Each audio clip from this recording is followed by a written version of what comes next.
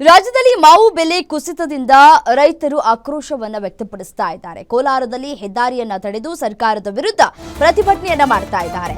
ಬೆಳ್ಳಂಬೆಳಗ್ಗೆ ರಾಷ್ಟ್ರೀಯ ಹೆದ್ದಾರಿಯನ್ನ ತಡೆದು ರೈತರು ತಮ್ಮ ಆಕ್ರೋಶವನ್ನ ವ್ಯಕ್ತಪಡಿಸಿದ್ರು. ಬೆಂಬಲ ಬೆಲೆ ಮತ್ತು ಪರಿಹಾರ ಹಣವನ್ನ ನೀಡುವಂತೆ ಆಗ್ರಹಿಸಿದ್ದಾರೆ. ಹೆದ್ದಾರಿಯಲ್ಲಿ ಮಾವು ಸುರಿದು ಪ್ರತಿಭಟನೆಯನ್ನ ಮಾಡಿದ್ದಾರೆ. ರೈತರ ಪ್ರತಿಭಟನೆಯಿಂದ ರಸ್ತೆಯಲ್ಲಿ ಸಾಲುಗಟ್ಟಿ ನಿಂತಿದ್ದಾವೆ ವಾಹನಗಳು. ಬೆಂಗಳೂರು ತಿರುಪತಿ ಹೆದ್ದಾರಿ ಬಂದ್ ಮಾಡಿ ಪ್ರತಿಭಟನೆಯನ್ನ ಮಾಡಿದ್ದಾರೆ. ನಾಳೆ ಬೆಂಗಳೂರಿನಲ್ಲಿ ಪ್ರತಿಭಟನೆಯನ್ನ ಮಾಡುವುದಾಗಿ ಎಚ್ಚರಿಕೆಯನ್ನ ಕೂಡ ಕೊಟ್ಟಿದ್ದಾರೆ. ಸ್ಥಳದಲ್ಲೇ ಪ್ರತಿಭಟನಾಕಾರರನ್ನ ವಶಕ್ಕೆ ಪಡೆದುಕೊಂಡಿದ್ದಾರೆ ಪೊಲೀಸರು. ರಸ್ತೆಯಲ್ಲಿ ಇದ್ದಂತಹ ಮಾವಿನಕಾಯಿಯನ್ನ ಜೆಸಿಬಿ ಮೂಲಕ ತೆರವು ಕೂಡ ಮಾಡಲಾಗಿದೆ. ದೃಶ್ಯದಲ್ಲೂ ಕೂಡ ಗಮನಿಸ್ತಾ ಇದ್ದೀವಿ.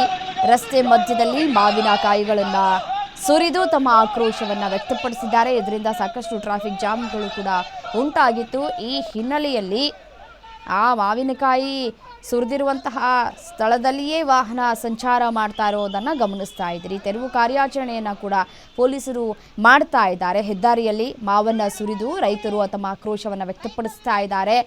ಮಾವಿನ ಬೆಳೆಗಾರರು ಈಗ ಬೀದಿಗೆ ಬಂದಿದ್ದಾರೆ.